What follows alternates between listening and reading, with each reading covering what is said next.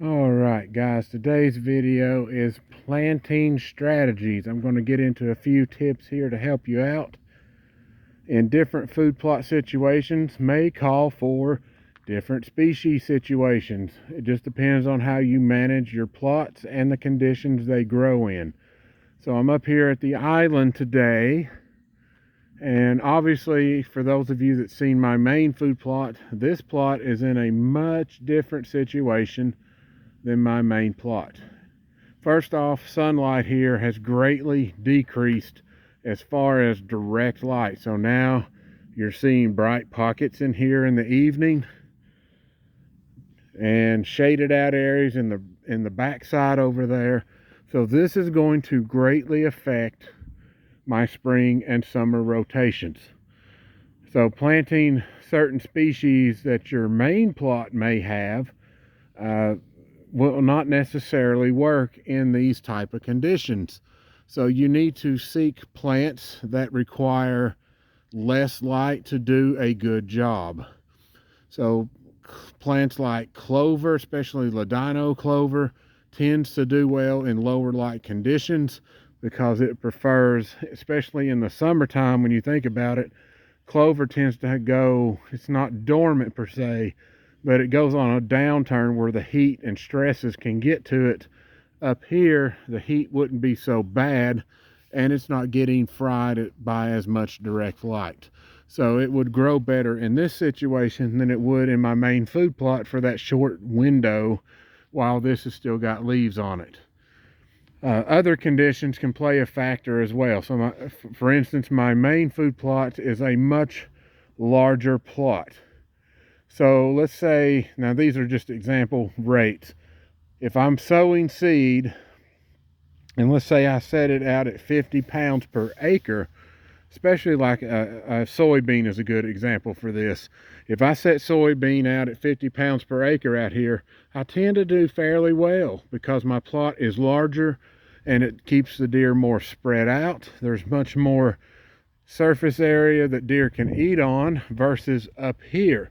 So a plot like this may require soybean to be sowed at 80 pounds per acre or higher. You're basically putting an overload of shoots in here because you're condensing deer activity into a small space. A quarter acre plot like this, your soybean would have a very difficult time even growing tall enough and thick enough to handle that type of pressure unless you want to fence this off. You would literally have to fence it off in order to give your soybean a chance because the area here is so much smaller than my main food plot. So maybe you want to scratch soybean off the list if you don't want to fence it in. So you would have to look for other species that grow well in this type of condition.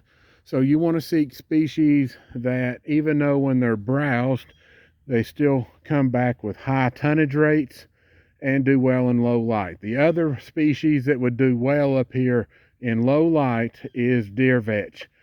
Not one spot in here failed when I put deer vetch out. It grew in every light condition I threw at it. As a matter of fact, I did some test strips just to see how dark it could tolerate. And of course, it's still getting darker in here because I haven't fully leafed out yet. But if you look way over there, there's absolutely no light getting in there, and it still grew over there. I put it in the middle of the roadbed so I wouldn't run over it, and it still grew. So that's the type of light conditions that it can handle. So that's a good plant to replace up here with, say, soybean, and try it that way.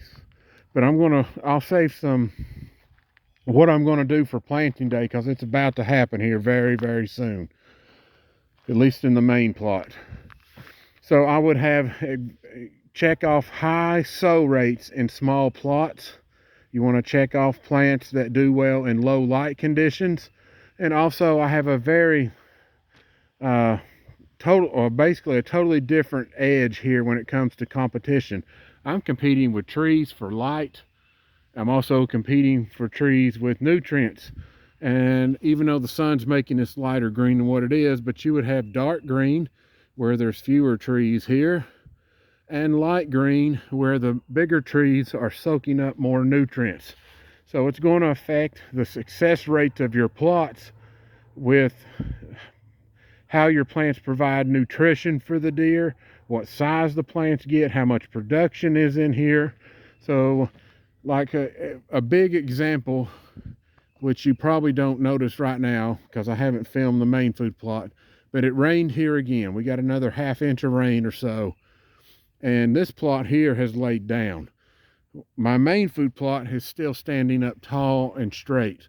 So that tells me right off the bat that the plants in the main food plot have grown stronger structurally, where up here they've grown thin, tall, and lanky and have fallen over. They have weaker stems than the main plot. So two different growing conditions, two different results. Soil conditions also play a role in this. Guys that have sandy soil, you may want to add species with deep roots. So that would help you try to recover your soil faster. But again, be aware, in small spaces like this, it's going to be difficult unless you want to fence it off to give it a chance to mature enough to handle some type of pressure put on it. Because if you have high deer densities, I'll go ahead and tell you this quarter acre food plot here would not handle it whatsoever. You wouldn't even see the success I have now. Matter of fact, deer are still in here and mowing this down in places, but overall it's actually held up very well. I mean, you can see here where they've browsed that off. So deer pressure can apply greatly to your food plot success. So be aware there's different strategies here that you might want to think about. Instead of, I'm going to go out here and plant whatever I want to out here in the main plot and have the same success up here. It won't happen. There's too many other factors that go into plots like this that causes more failure than success. I went up here and basically nearly doubled my sow rates for this first year. I had to repeatedly seed this area because of drought, and I went through this about 3 times before it finally took. And some of that other seed that laid here dormant came up, so I actually have three seeding attempts that did manage to sprout at a later time, and it still looks like one normal seeding rate, at least from my point of view it does. So just think about that when you're in different situations here. You may run into what looks like great success in your main food plot, but coming up here and planting in the woods is definitely a whole new beast to work with. I'll show you some weaker areas here. So your plant growth can vary greatly in these type of plots. And to be honest with you, if I had more permission in here, a lot of these trees would be gone. I'm going to repeat that again. Over 80% of these trees would not be here if I had full control over this, because a lot of these trees are not helping my deer in any form or fashion right now. The only trees that I would leave in here are oak trees or chestnut trees. Everything else would be gone. And this plot would do even better with far less root competition under the soil. So you can see these weaker areas here that can greatly affect the amount of nutrients that deer are receiving. You can go out here into a more open area and you can see how thin this looks. But the more direct light we get to and fewer trees, the thicker this starts getting. Plants are looking healthier. They're standing up a lot more. There's no real sign of plant droop here from rain because there's less competition here.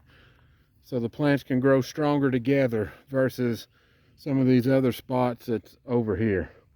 So there you go, guys. A few tips here on your strategy. You can up your sow rates significantly in small congested plots like this. Back them off in your large plots. Pick different species up here than you would in your main plot if you need help with sunlight issues like this. So there you go, guys. Hope this video helps. Planting day is around the corner, and my next video will be tilling in the main food plot, and I will go into a much deeper detail on my tilling plot and rehash a few things that I've mentioned before. So you all have a great day.